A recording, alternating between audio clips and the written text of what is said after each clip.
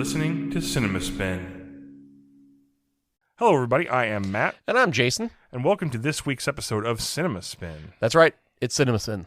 The only podcast where you get the greatest of today's movies, not at this time of year, but normally. And we go back because of the retro movie machine or whatever the hell we call it. And we each week visit a movie from the past as well. Yes, we are the only podcast with access to the randomizer, the great randomizer, the retro movie machine. Yeah. So I know there are some charlatans out there. There are other podcasts that talk about new movies and compare them to old movies, right? I'm looking at you, next picture show. But yeah, they don't have access. That hack Michael Phillips doesn't have access to the retro movie machine. So and there are other, and I'm not pointing fingers at anybody particular here, but I think it's, some people will talk about one film for an hour and a half. Mm-hmm. And for most films, that's pushing it for me. Yeah. And sometimes, it'd be the host talking about the entire film start to finish, every beat for beat. And right. It's not my thing either. I guess I don't have the attention span for that. If I don't have the attention span to listen, I'm not going to have the attention span to produce that kind of material. Actually create that content. So, yeah, we try to keep it 20 minutes ish. Succinct, right? You get a little stressed out if we go over the 20-minute mark. Well, sometimes we give our same opinion more than once, and it's only 20 minutes. So. We both have done that on occasion. Kind of repeat ourselves. Well, I think it's the teacher in you that you drive home a point because right, you're trying to teach people stuff. Right, yes. Remember this. So, exactly. And in summation, here's what I already said. Right.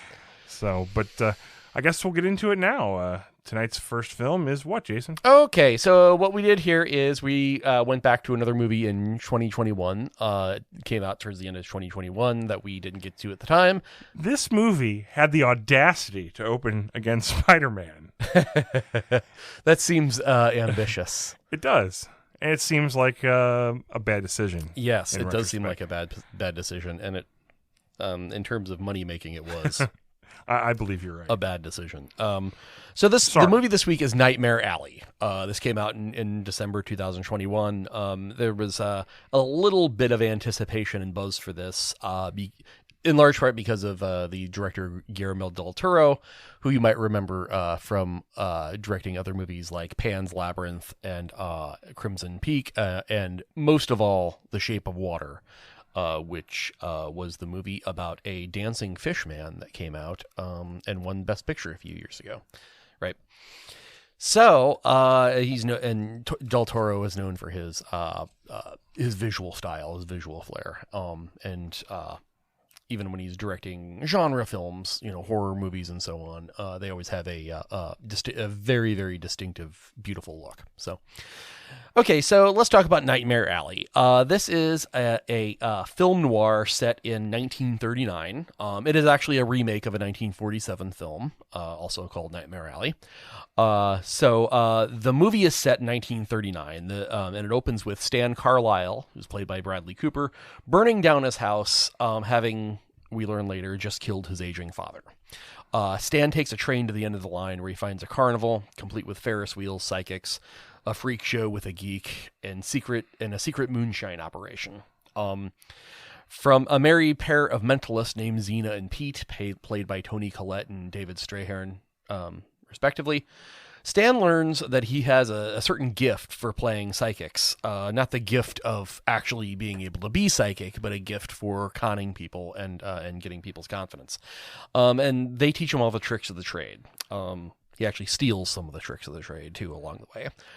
With the help of a sinister he eventually leaves the carnival. And with the help of a sinister psychiatrist, played by Cate Blanchett, Stan begins to work millionaires and high-level politicians, cheating them out of their, grifting them, conning them out of their large amounts of cash by telling them, that they're dead relatives when to talk to them and so on. What they want to hear. Yes, telling them what they want to hear. And he eventually though finds himself grifting a very wealthy, very unstable automobile tycoon named Ezra Grindle, played by Richard Jenkins. Playing against type, Richard Jenkins, it seems like, plays the nice guy a lot, and he plays a very cold-blooded person in this movie. So This being film noir, bad things happen. So that is the basic plot and the setup. What did you make of Nightmare Alley, Matt? Let's talk about noir for a second. Okay, I'd like to. I'm familiar with the textbook definition of noir. Mm-hmm. Does it also require that somebody wear a Stetson at some point or another? It does. It does. That's in the noir book. Yeah, it seems to. Right. It the sartorial choices of the wardrobe is very important. Just like the lighting. Films that are compared to films of a very particular post-war era often get described as noir. Yeah. But when you look at the textbook definition, it could mean almost anything, right? Yeah. Recurring themes. Yeah, there are recurring themes, yeah. Themes that you find in most mainstream movies today are very common. Yeah. So I wonder if, whenever I hear the word noir, I'm always like, are they going to mean? Well, let's talk about noir and what it means for a second. So, film noir was a movement, especially sort of during and after World War II, sort of pioneered by a lot of directors who had immigrated to the United States.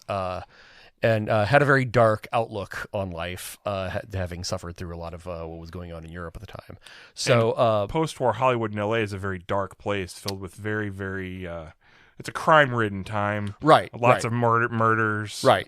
So what you see in a noir movie is it's so. When I was sort of coming up and learning about movies in college, really sort of studying film, I was never really excited about noir because it seems to be it's less of a genre, and at the time I thought of it more of just sort of a bundle of visual and thematic cliches. I feel like that's kind of what it's become to a certain extent. Yeah. So what you have in noir visually, you have especially in the when it's in the 1940s and 50s. You have a lot of use of light and shadow, a lot of very dark darks, a lot of this is where the term film noir comes from. The European or the French thought it was just dark, right? It was not about the themes; it was about the visual look, right? So you have a lot of use of shadows. Thematically, it presents a very, very cynical worldview. It presents people who are sort of stabbing each other in the back and sort of plotting against each other. In a lot of cases, you get the femme fatale. You get a woman who's trouble, whether she's causing the trouble or she's bringing the trouble. The scheme that's destined to fail. Right. You get people ambition. You Ambition get people who are always paying for having ambition. In a noir movie, don't dare to dream of more, right? Because if you want more money or you want more status or you want the girl or you want anything, you're going to pay dearly for it, right? So how did I feel about this? Yes. While I think this is a film that's too long and has some problems, for the most part, I enjoyed this movie. This movie entertained me. Mm-hmm. I was a little worried about the running time because I was concerned whether it would drag, and it does drag in a couple places, I suppose. And yeah, we repeat ourselves. We say that every week, but it's true every week. Yeah, movies these days just don't require any kind of discipline on the part of the director to sort of pare it down to. I feel like I've seen 2.5 3-hour movies that didn't need that. Yeah, right. But it seems to be a recurring theme, like you said. Mm-hmm. I thought the story was, I guess from a certain point of view, every time that I would write a criticism of the story down, I'd kind of rethought it and kind of scribble that out. Yeah. Because I thought, it's pretty clearly portrayed to the main character Stan that the power that he seeks with this code and this that it will kind of get the best of him. Oh, of course, yes. I wondered as he kind of slid down if that was believable. But in the fact that he was warned and he goes from being this person who won't touch alcohol to all of a sudden taking a big swig, Right, sure, but the very fact, I mean, noir movie. One of the things that sort of turned me around in noir movies is that they're like dark fairy tales, right? Yeah, and so you have to take them at that. What comes across as very heavy-handed in a different genre movie. Right. In a noir film, well, of course, if you know he's not a drinker in the first half, he's going to end up being So there's like 4 or 5 moments where I kind of write something down, and I'm like, oh, this is kind of. But then I'm like, that seems like it's not kind of nitpicking in this movie. So, for the most part, I liked it and have a positive review of it. I thought the performances were quite good. There's a lot of them. Yeah, there's a lot of for a movie that doesn't have. That giant of a story to tell. There are a lot of characters here. Yeah. For the most part, I don't have a lot of complaints. I thought maybe, like I said, too long. Maybe a few things didn't have to happen necessarily. Mm-hmm. A simple version of this works a little better, but I don't know. What do you think?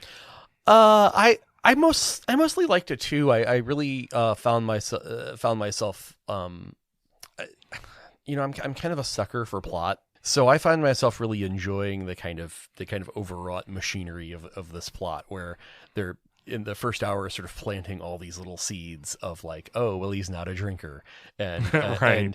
Oh, she's got a gun in her purse, right? And it's like every little, they're planting all of these things, and it becomes sort of fun. Again, in a different movie, you might think, oh, well, that's just or a different kind of movie, you would think, oh, that's just kind of bad storytelling because it's foreshadowing so much, right? You're tipping your hand. But in this, it's there's a fun to it, And in noir movies generally, there's a kind of fun to that. So I was really I was really on board with this movie. I thought all the stuff at the carnival in the first half worked well, and it's clear that's kind of where Del Toro's heart is. In fact, he's clearly he loves that. He's going to, for I think HBO, he's starting an anthology series having to do with sideshows. I'm not surprised. So he really has that's really where his heart is. He has just a gorgeous visual style. This movie looks great. It doesn't look like a real carnival. No, exactly. It's his visual style and his set direction. The set direction here is so perfect. It's so over the top, sort of elaborate and meticulous that it competes a little. It takes away a little bit from the sort of underlying theme. I mean, even the grime in this movie sort of glows, under the green light, So it feels at times a little. Almost Spielbergian in the way that, in Spielberg's movies, when he tries to do anything serious, they're sometimes undercut by the fact that, wow, that scene is just perfectly lit. It can distract you from the There's a scene toward the end that's actually in an alley, literally in an alley. Uh-huh. And, of course, during this earlier time period, they did paint advertisements everywhere, Uh-huh. Sides of buildings or whatever. Yeah. But they're in an alley, and there's advertisements all in this alley. Uh-huh. And, I thought to myself, why would you advertise in an alley? Doesn't make a lot of sense. Right. But it's part of what, Yeah.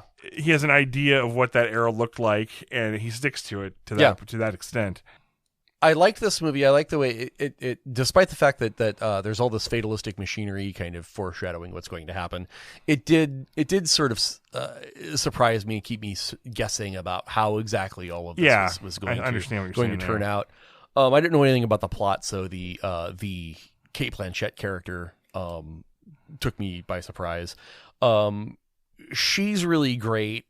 I don't know that this role doesn't call for her, this role calls for about 10% of her talent because she really just has to walk around looking arch. Yeah. And she's great at that. In fact, I think that Kate Blanchett has not maybe tapped it there, in her career has maybe, she should do more villains, right? Because she has a very, very dramatic face, That's true. And she's good at looking. She's great at looking sinister, right? And good at selling the other side of it too. Yeah. Being the sinister person that's in hiding, so to speak. Yeah. So this movie I liked it mostly. It went wrong for me sort of after the climax. The climax happens at about I guess at about an hour and 40 or 50 minutes in, where they sort of resolve the kind of central tension, and then the last half an hour of this movie is basically just a denouement of sort of checking boxes of and tying up loose ends. Yeah, right? the climax happens with like almost 30 minutes left in the movie, and you're like, whoa, what are we gonna do for the rest of this? Yeah, and the answer was not much, not a whole lot. What they do is, and I'm maybe getting into spoiler territory here, but they do something with the Cate Blanchett character that's just. It's just nuts. It's just, she turns out to be, it's all wrong for this movie. She turns out to have motivations that don't really make any sense, and certainly don't make any sense in a film noir, right? Okay. I mean, in a film noir, sex, money, and revenge. Those are your Stick to the biggie. Yes, those are your motivations, right? Anything more complex or abstract than that is asking too much. This isn't a Dostoevsky novel. We need to have very clear motivations, and she ends up doing something for which, she kind of talks and has this big sort of speech about her motivations, and they don't really make any sense. So that it's a shame that character is wasted, and my time is wasted, right? Because it sort of ends up being unnecessary in the long run. Yeah, unnecessary, and also we don't need. Here's spoiler alert: we don't need to see a reenactment of how he killed his father, right? Which happens in the last half hour. It's enough. He killed his father. Who cares, right? It doesn't really. Isn't that the first time though that you see that he did kill his father? Well, no. At the very beginning, he's like he's. Well, see, I got the impression that that his father had passed away, and he was just burning the body and saying goodbye to all. Oh, I guess I just okay. Well, it just seems like a weird way to. If he died of natural causes, you don't put him in you don't bury him in the basement and then set the house on fire. in the Great Depression or whatever, I guess you just yeah. It was a rather sinister way to say goodbye, I guess. Yeah, but yeah. I didn't get the impression that he was the one who actually killed his father. Okay. I think it's meant to be somewhat ambiguous whether he has that in him or not. Maybe. Yeah. Okay. Well, it's certainly meant to be. There is another death at his hands, and that's totally left ambiguous about whether he did it on purpose. I think you're supposed to wonder what this character is really capable of at this point. Yeah. So maybe you just saw through that and saw that. Yeah. I just assumed that he murdered his father. I have a tendency to not look ahead in movies and try to figure them out as I'm going along. Mm-hmm. Yet at the end, I figured this out pretty quick, where it was going to ultimately go. Right. The minute a carnival came back into the picture, I was like, "Oh, of course he's going to." Right. Well, yeah. Right. I know what you're talking about. Knew exactly where it was going to go. But like I said, this thing isn't without a few problems here and there. And I think you highlighted them a little better than I did. But I did, for the most part, I enjoyed this movie. Mm-hmm. I think if the trimming that I wish it would get would probably do away with some of the problems that you have with it. Yeah. Or at least I think so. Yeah. That said, I mean, another thing, something that I really liked about this movie is how much of a genuine interest it takes in the con games, right? Mm-hmm. And it does a really good job of sort of showing how their cons all work, right? And the con is just a game. It's just it's done in these very sort of crude ways. The answer is never even anything particularly clever, right? Yeah, whenever you see behind the curtain. We talked about this with In and of Itself last year. We did last year, right? But and the truth is, you're right. I mean, to a degree, when you see how the game is done, it's never anything that and maybe that's what makes it effective in the long run to people, because it is so easily done in the open. You know? So this movie really gets all the way into sort of showing us how these con games work, and that's fascinating to me. So there's a sequence here I was sort of interested in. The sequence where Bradley Cooper is is actually analyzed by Cate Blanchett's character, and she has him lay down, and that scene is nearly beat for beat right out of Silence of the Lambs. Oh yeah? Yeah, it's even shot very similar, where they trade close-ups back and forth. Even some of the dialogue, like "Don't lie or I'll know." It's when they get, whenever like Clarice and Hannibal get into the quid pro quo agreement where they're going to tell each other things. Right. And it's basically very similar because he wants things from her knowledge about the mark, right? Yeah, and she wants to know about his personal life. Yeah, that's it's really very beat for beat. So much so, I mean, I know Silence of the Lambs very well because it was one of about 5 videotapes my family owned growing up. Right. So I've seen that movie a buttload of times. And I picked up on it right away, so much so that one of the reasons I wanted to watch the original 1947 version is I wanted to know if Jonathan Demme got that sequence from the original. Right. But I don't think that sequence is in the movie from what he does not go into analysis with her like he does. I meant to watch the 1947 version this week just as sort of prep for this. I just forgot, right? I had plenty of time this week with the snow and everything. It slipped my mind. I did too. I didn't really consider that it would be out there. Yeah, it's free on YouTube. Yeah. And the YouTube print is really good. It is. Yeah. It is for a YouTube print. It's amazing. So, check that one out too sometime. It was also available on some sort of app called... Oh man, I can't remember it, but it's some app you got to pay like $2.99 a month for. Yeah. But I think almost everything on that app is in public domain. It was some kind of classic movie app. Yeah, like when you search on Roku, it comes up or maybe Film Noir. Channel or it could just something like that. Yeah, well, and I also liked how speaking of her as a psychiatrist, specifically a psychoanalyst, somebody who's into Freudianism, right? I like the fact that this movie sort of played on how close psychoanalysis is to the same thing, the same kind of getting inside of people's heads and figuring out what they want and getting as them the to, grift itself. as the con artist, right? So that's interesting as well. And I also like how this movie makes it clear that a big part of the con game relies on how similar we all are. Right. Yeah. It relies on a lot of logic, using a lot of careful reasoning, and we've all lost someone close. We've all lost someone close. We all want certain things. We all think of ourselves as he describes this technique as the black rainbow because you tell somebody about themselves, but it's something that would apply to everybody. Right. We all like to be around people, but we also like to be alone. Right, we're all very, very thoughtful, but we're also people of action. We've all had a family member that we didn't always have a great relationship with. Right? Yeah. Right. Yes. So a lot of insight into the kind of nuts and bolts tactics of the con game. One of the things in my notes is this film brought to you by smoking cigarettes. Yes. There's a lot of that. There is a lot of smoking in this movie, but then again, in the 1939, there was a lot of smoking. Generally, I enjoyed this and would recommend it. I enjoyed it and would recommend it too. What do we make? Have you heard of this? Have you heard this movie has been re-released in black and white? It's playing in theaters. The old Zack Snyder trick. Old Zack, right? Who says he can't get a second bite at the apple?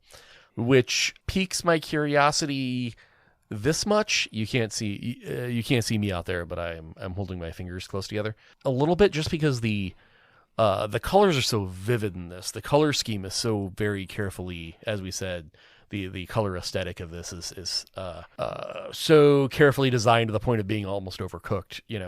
I'm curious if you wipe all of that away, what this looks like in black and white. Because you normally light things differently if you're planning on it being in black and white. I definitely think that eventually we might see that on HBO Max as well. Yeah, I will be curious. And I would give it a check out, but I don't know if I'd want to commit to watching the whole movie right off the bat. But yeah. All right. Well, I guess that's going to do it for Nightmare Alley. We'll take a quick break and be right back after this.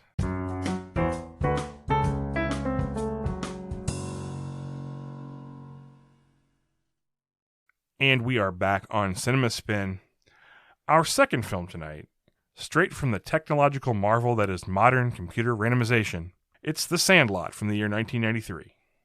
The Sandlot was directed by, household name at this point, right? David Mickey Evans, who in fact also acts as the narrator for this film. In the film, we meet Scott Smalls, played by Tom Geary, who was the new kid in town as his family has just moved into the Los Angeles suburbs. Smalls is bright, but has trouble making friends at first. But that all changes one day when he observes a group of the neighborhood kids sneaking off to a sandlot each day to practice baseball. After a lecture from his mom, played by Karen Allen, about being better about finding friends, Scott decides to be more aggressive and follows the group of boys to the sandlot one day. In an effort to just kind of blend in, he plops himself into an empty spot in the outfield and waits for anything to happen. It soon does, as a long pop fly is hit in his direction. The group watches as Smalls makes a rather feeble effort to catch the ball, but the real humiliation comes as he tries to throw the ball back into the infield. The other boys fall down and laugh poor Scott off the field. Enter Benny Rodriguez, played by Mike Vitar, the leader and most talented of this group of ragtag ball players. Benny takes Scott Smalls under his wing, gives him a new glove, ball cap, advice, and even a bit of confidence. This is enough to get Smalls quickly accepted into the group, and soon he's just another one of the boys. The rest of the movie showcases the exploits of these boys as they navigate a magical summer in the early 1960s. Magical to the narrator, at least. Well, you finally saw The Sandlot after all these years. Yeah. What'd you think? So first of all, let me just say that this is a movie that was a moderate success when it came out, made a little bit of money, but since then has enjoyed has carved out some cultural real estate. Especially the line, you're killing me, Smalls, right, is sort of all over the place, and there's a lot of people, I take it, that have looked back fondly on this movie and have a lot of affection for it. I did not see that. I was expecting this to be a sports movie. It's not, right? Not really. Yes. I was expecting, if I had to write down my expectations of this movie, like what I thought it was going to be about, before we watched it, I would say, well, it's called The Sandlot. I guess kids are going to play ball on a sandlot, and some oil tycoon or something is going to want to tear down the sandlot, and for some reason, the kids are going to have to... They're going to collect bottle tops. And win. They're going to have to win a game against the local bullies, and somehow that's going to stop the oil company, right? I'm sure that movie's out there. And at many points during watching this movie, I kept fantasizing about that other movie that I was thinking of, like... So how is it they could save The Sandlot? Anyway, because this movie just stinks. It's not really a sports movie. There's no big game. I don't know if Smalls, the main character, ever learns to field ball. It's not really interested in any of that. This is really a movie about building complicated contraptions to try to stop the monster dog, right? That's all there is in the sort of back half of this movie. The rest of it is just these little episodes that I guess are supposed to be cute or entertaining, but they're not funny. This movie doesn't... it doesn't even seem to really want to make us laugh. It's in terms of its humor, there is humor there, but none of it really goes for funny. It all just sort of goes for reminding us of better movies that it's making reference to, right? For instance, Stand By Me. Boy, this movie is really wants to be Stand By Me. From the very intrusive, pointless voiceover to the way the kids interact. It really wants to be Stand By Me. It's not. I didn't. The one thing about the Stand By Me comparison is you've got 4 boys that were cast in that movie. Yeah. As children. Yes. And they all became working actors, even as adults. Right. And here you've got 8 or 9 kids. Let's talk about this. You have 9 kids, and when Smalls comes on, they're like, "Oh, well, we only have 8. We can add you to be 9." Right. Now, the game they're playing is not really a game. It's just practice. Yeah, just practice, right? So there's a hitter and then people fielding. They need 10 people for that. They need 9 positions plus a batter. They do, but I think they're talking about their ability to play a game if need be. It just enraged me, Matt. But I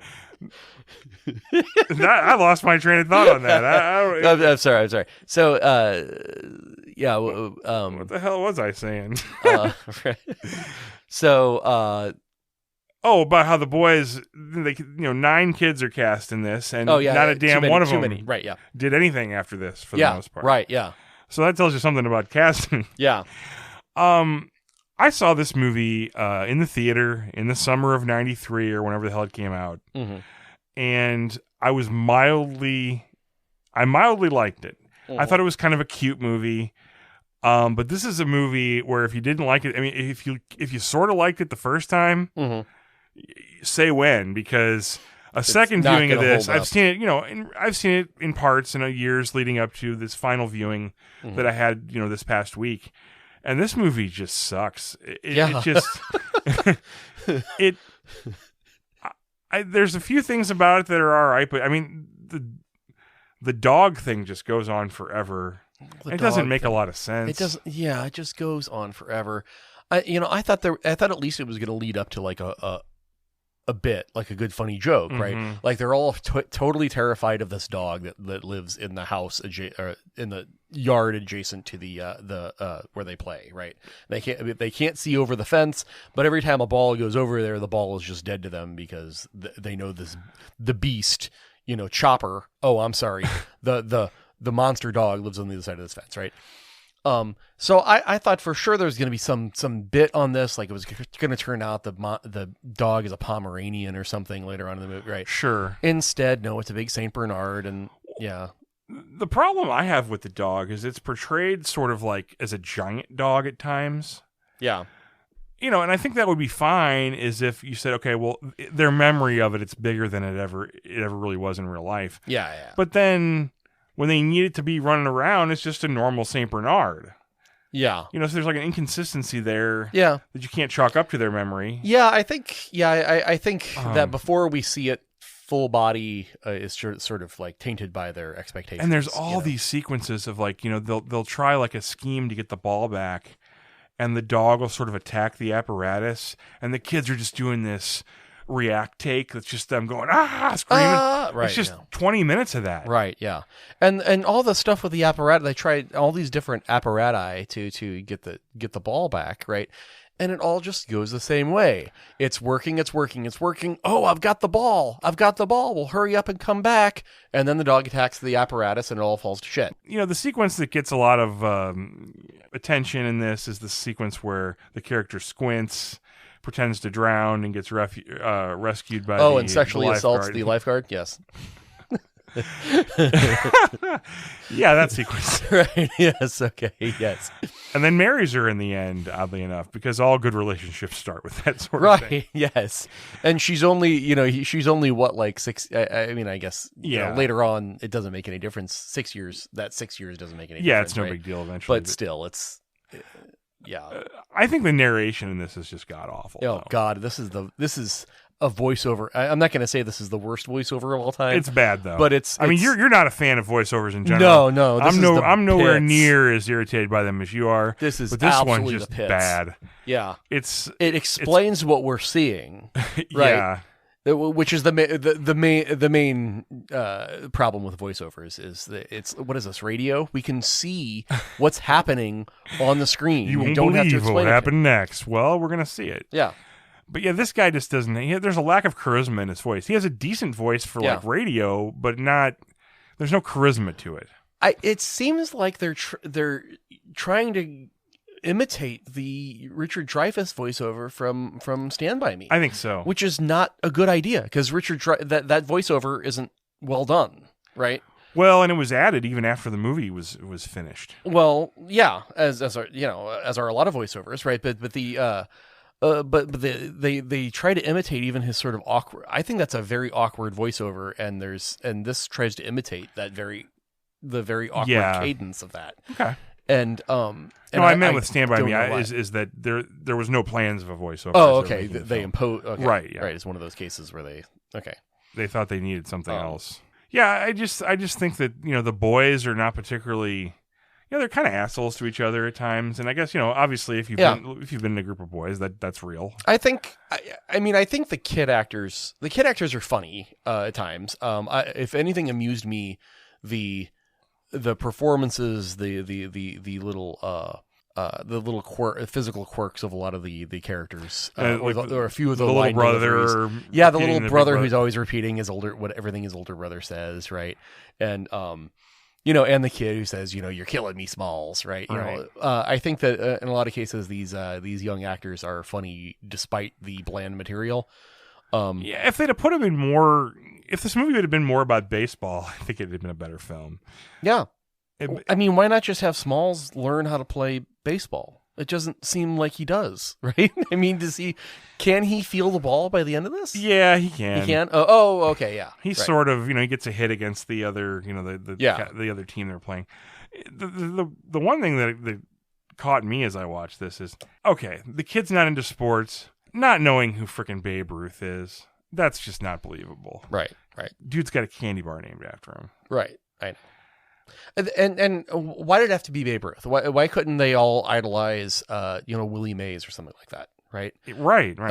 And then you could believe. It's it's a more contemporary to the time period. Sure. This takes place in 1962.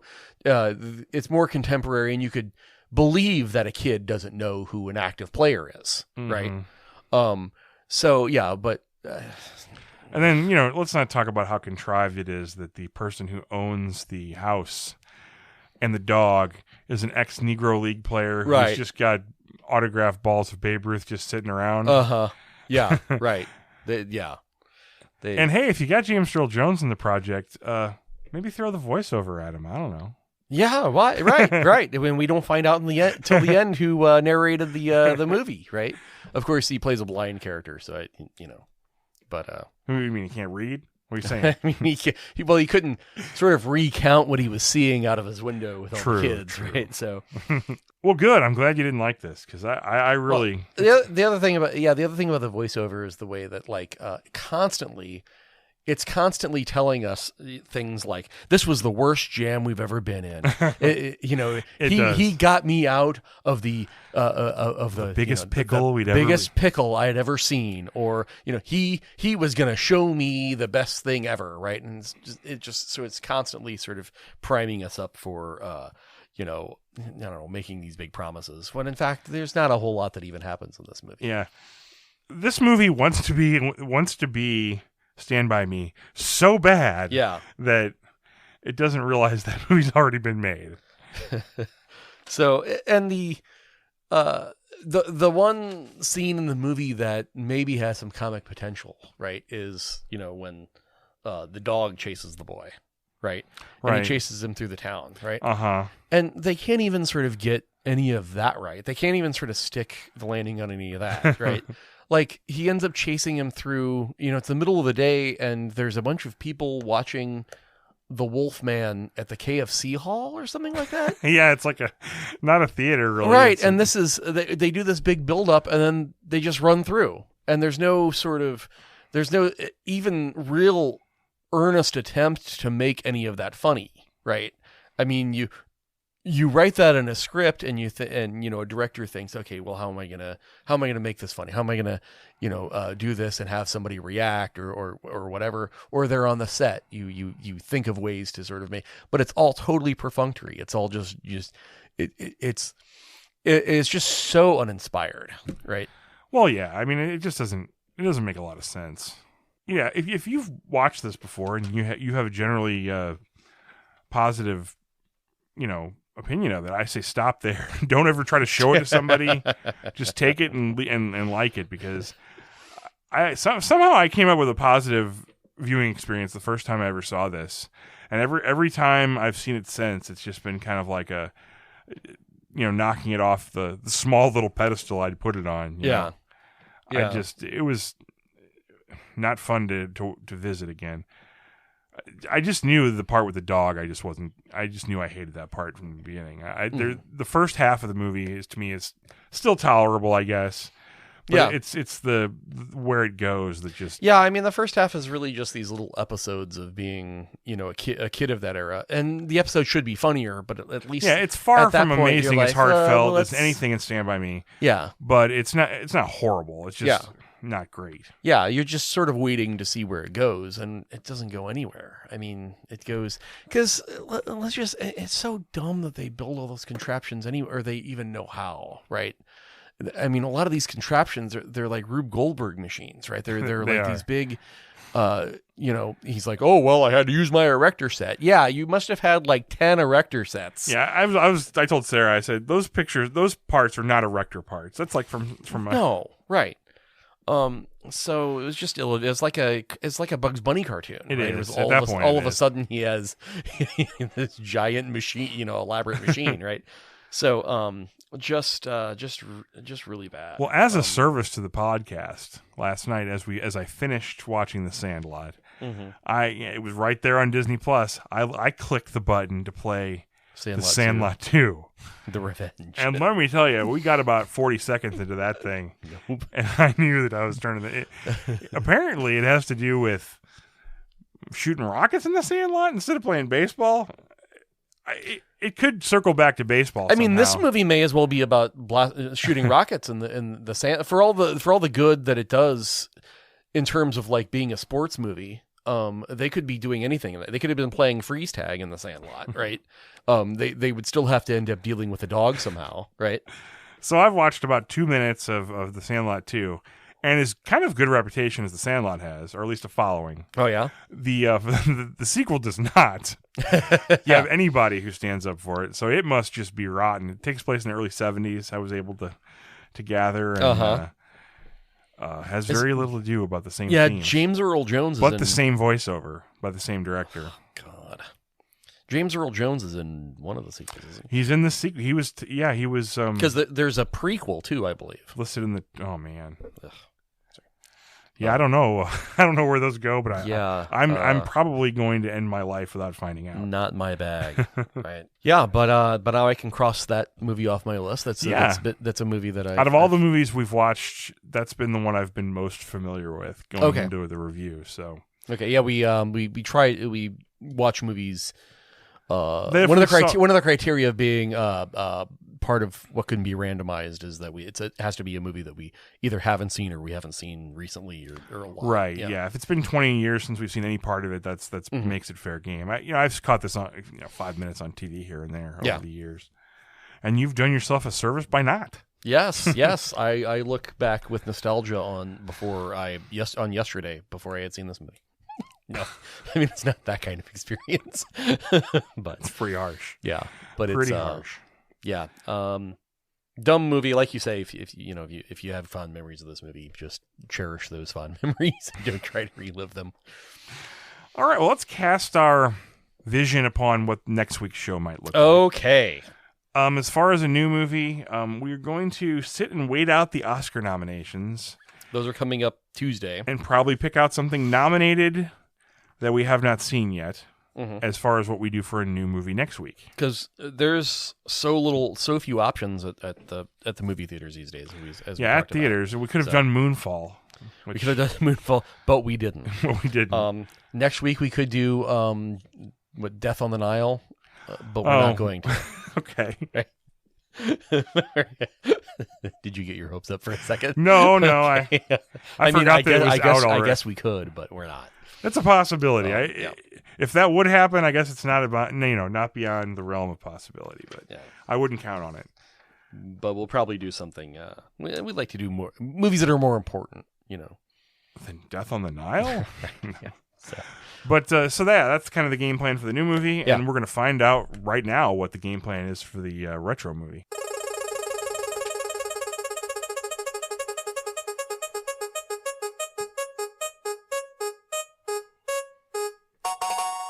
Hey, Jason. Hey, what? Do we ever do scary movies on the podcast? I think we have. Oh, we got another one. Oh, yeah? 1978's Magic. Magic. Directed by Sir Richard Attenborough. He was only Richard Attenborough when he made the movie. Okay, right. Yes. Anthony Hopkins? I remember when I was very young, teasers for this on TV that would scare the hell out of me. This and Alien. I'll never forget the TV teaser for Alien used to make me hide behind the couch. Well, I know I remember seeing the box art, I guess, and that's got a ventriloquist dummy. Yeah, this is about an evil ventriloquist dummy. Which is creepy in concept, I say. Yeah, right. I mean, we're all terrified of ventriloquists, just like we're all afraid of clowns. We're all terrified of ventriloquists. And apparently the randomizer is big on Anne Margaret because she's back. Anne Margaret, isn't it? Oh, yeah. Okay. Anne Margaret's back. Okay. I wonder if she's going to be flirtatious. Anyway, have something new for you next week, along with Magic from 1978. So tune in, and we'll do the best show we can for you. Right. The best we can is good enough. We'll see you next week. Goodbye for now. Goodbye.